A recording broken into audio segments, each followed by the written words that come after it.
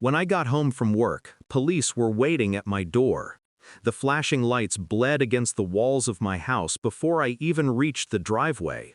2 cars, 4 officers, my door half open, as if it belonged to them now. I stepped out of my car, my breath tightening before I could even ask why.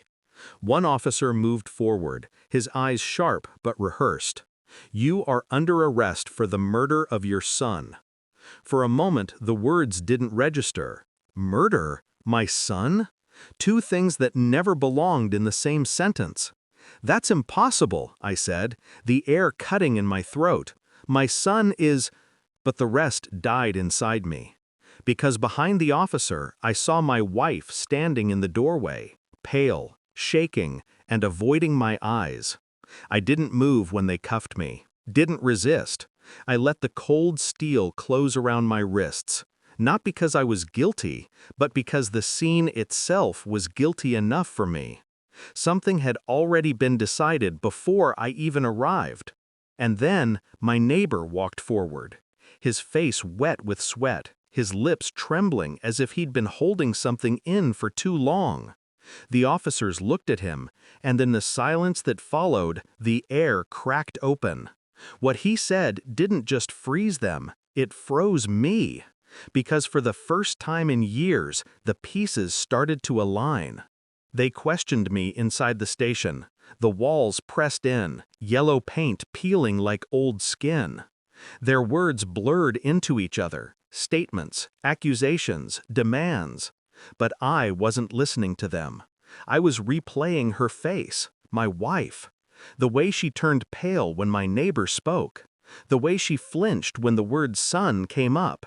And the way she refused to meet my eyes, as though my gaze itself might expose something she had buried deep. I didn't need to speak to know. Something wasn't right. The officers kept circling around a single point, evidence from a witness. They said someone had seen me entering the house earlier than I should have, that someone had heard shouting, that my son was last seen alive with me. But here was the flaw. I hadn't been home. I had been at work, with records, cameras, and colleagues to prove it. My alibi was iron. So why was I here? Because someone wanted me here. And the weight of suspicion didn't land on the police.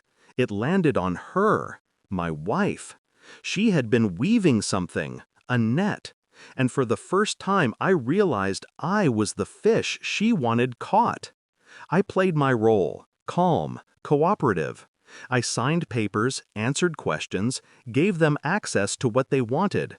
But beneath that mask, I was already constructing my escape, not from prison, but from the trap my wife had set. Over the next days, I began collecting, quietly, phone records, bank statements, messages. And in between, I watched, observed. She thought the storm had passed when the police released me. She thought her performance had been convincing enough, but her relief was louder than her grief, too loud. My son wasn't dead. That was the first truth I uncovered. The murder had been staged with a lie, whispered into the ear of a neighbor desperate to feel important. A neighbor who believed her when she said I was dangerous.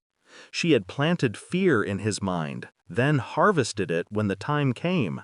Why?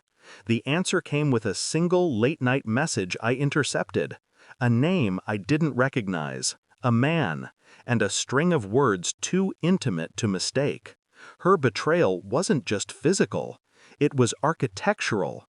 She had built a second life behind the one we shared, brick by brick, lie by lie. And when it grew too heavy to hide, she decided to erase me. But she had miscalculated one thing. I don't break. I wait. The DNA test arrived first. My son, my blood. That much was real. He was mine, not theirs. The second piece was harder. Financial transfers, large sums moved into an account under her lover's name, hidden but not carefully enough. And then the final cut. A recorded call between her and him. Her voice soft, broken, whispering about how she couldn't take it anymore, how she needed me gone. Every detail lined up, every lie unraveled. That night, I walked into the living room where she sat waiting for me, pretending to scroll through her phone. I placed the documents on the table. DNA results, bank records, transcripts. She didn't touch them, didn't need to. Her face said enough. "You already know?" she whispered. I didn't answer. I didn't need to. The silence itself was louder than any scream. I leaned back in the chair across from her, calm, controlled, my eyes locked on hers. "I'm not the one leaving this house in handcuffs," I said quietly. Her lips parted, trembled. But I cut her off with a single look, because she already knew what I had done. The same neighbor who had accused me had now heard the recording. The same officers who came for me now had every piece of her plan. I didn't shout, didn't raise a hand. I simply let the truth sit between us, suffocating.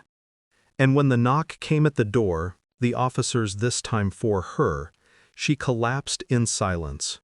Her face twisted, searching for pity, for forgiveness. But I gave her nothing. I watched her walk away, her body limp between uniforms, and for the first time in years, I felt the weight lift. Not joy, not victory, just clarity. The house is quiet now, too quiet. My son sleeps upstairs, unaware of the war that almost swallowed him whole. He will learn one day, perhaps not from me, but from the silence carved into these walls. As for me, there is no grief left to hold, no rage worth carrying, only the certainty that betrayal never wins. It consumes itself. She tried to bury me under lies. Instead, she was buried by her own. And when I closed the door behind the officers, I realized something simple, brutal, and final. I hadn't lost anything tonight. I had been freed.